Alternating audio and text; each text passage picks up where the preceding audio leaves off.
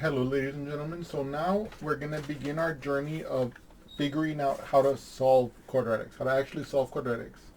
In our motivating example, we had a quadratic equation, and we saw how they could arise naturally.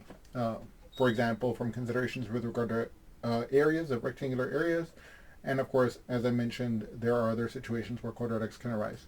So the next question that we have to ask is, if we're going to be faced with quadratic equations that might represent some physical solution, some physical problem that we want to get some solutions to, how do we solve them? That's the next question.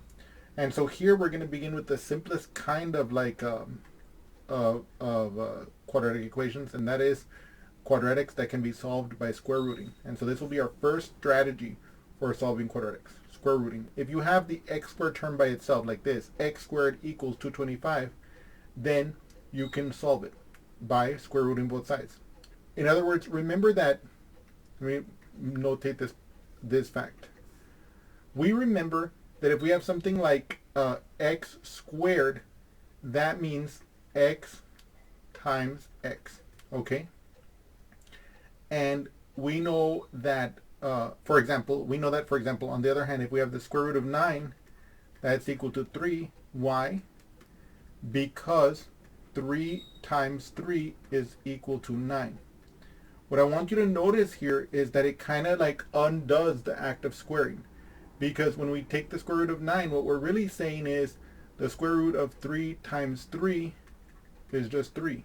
Right? Because 3 times 3 is equal to 9. Okay? Okay. Let me summarize this in a simpler way. Okay?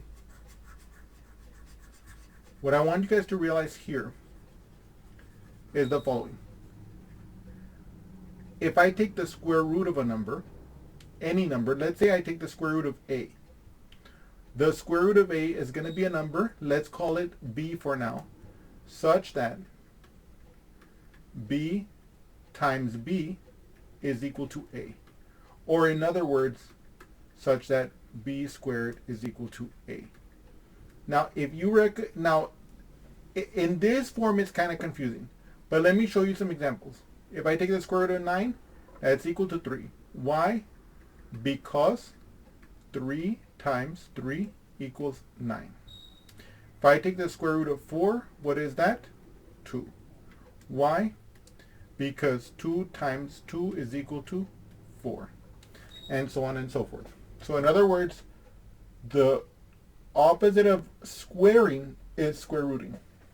So here, x, the x by itself, is going to be, now here is a special thing we're going to do when we're solving quadratics by square rooting. We're going to put a plus minus here, and then we're going to put the square root of 225, okay?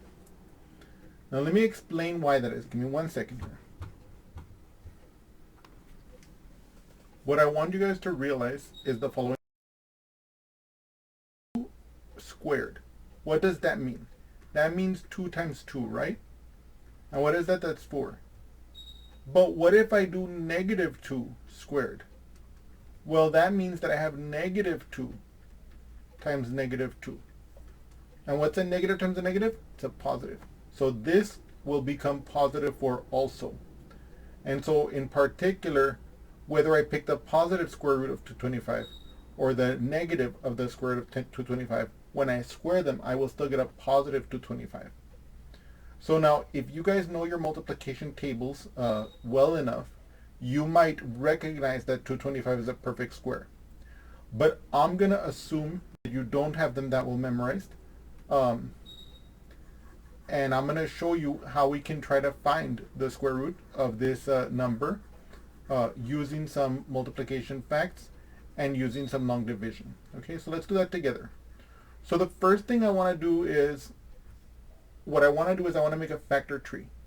In other words, I want to make a list of the numbers that multiply to give me 225. Now I want to tell you a fact. You see how here the 225 ends in a 5, right? So that means automatically that this number 225 is divisible by 5. Okay, so 5 and then times what? So let's do some long division. I'm going to put 5 on the outside of the house and 225 on the inside of the house. And I ask, does 5 go into 2? Yes, 450 times. No, I'm just kidding, right? No, 5 goes into 2, it doesn't, right? 5 goes into 20. Aha, 5 times 4 is 20, right? So 5 goes into 22 4 times. 4 times 5.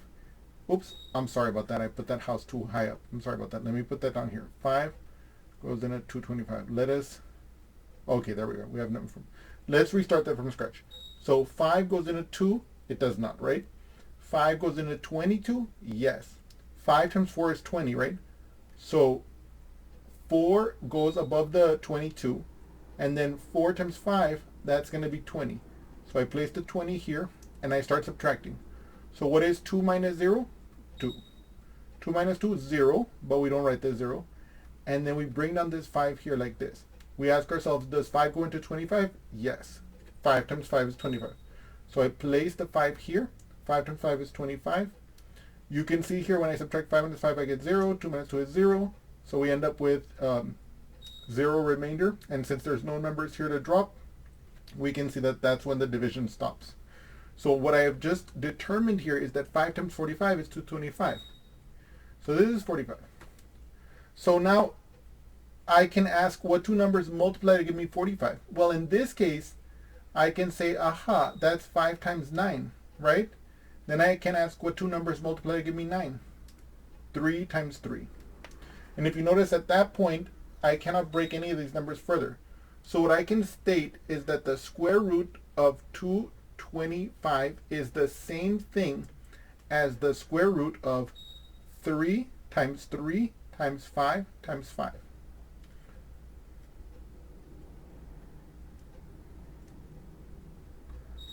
And there's a special rule that works for square roots, okay? And it says the following. For every pair of factors that are the same on the inside of the square root, I can take one copy out. Let me explain what I mean by that here. I want you to notice I have a pair of 3's here on the inside of the square root sign, and I have a pair of 5's on the inside of the square root sign. And so here, what that's going to mean is that for those three, for those 2 3's on the inside, I can pull 1 3 to the outside of the square root sign. For this pair of 5's on the inside of the square root sign, I can pull out 1 5 on the outside of the square root sign. And if I pull out everything there, then there's nothing left in the square root sign, and it's the same thing as square root of 1, and so we don't have to write it anymore. If there had been something left over inside the square root sign, then we would have maintained the square root sign with whatever was left inside of it. And you can see here 3 times 5 is 15. So what I'm claiming here is that the square root of 225 is 15. Now, if you remember our examples from earlier, right, we said that the square root of 9 was 3 because 3 times 3 was 9, right? We said that the square root of 4 was 2 because 2 times 2 is 4.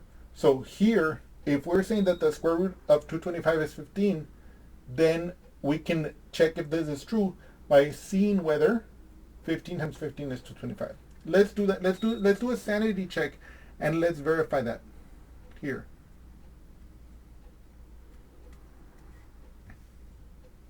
So I'm going to first do 5 times 5. That's 25. So I bring down my 5 here, and I carry my 2. 5 times 1 is 5, plus 2 is 7, right? Now, let me switch colors. If you're on paper and you're using multicolor pen, this is very helpful. So I'm going to ask, what is 1 times 5? That's going to be 5. You see? What's 1 times 1? 1. And then I add up. 5 plus 0, that's 5. 7 plus 5, that's 12. I bring down the 2, carry the 1. 1 plus 1, that's 2. Aha! Look what we just got. 15 times 15 is actually 225. Another way of saying that is that 15 squared is 225. So what does that do? That verifies our result. So now we can state that the solution x can be written as either positive or negative 15 because the square root of 225 is 15. So you could either write it like this in one statement, or you can write it as x equals 15, comma, and x equals to negative 15. Both of these mean the same thing. This plus minus is just a shorthand to prevent you from having to write the two solutions separately. So this is our first example of solving a quadratic by square rooting. Okay? Okay, let us proceed to another example. I hope you've enjoyed this example, and let's proceed to another.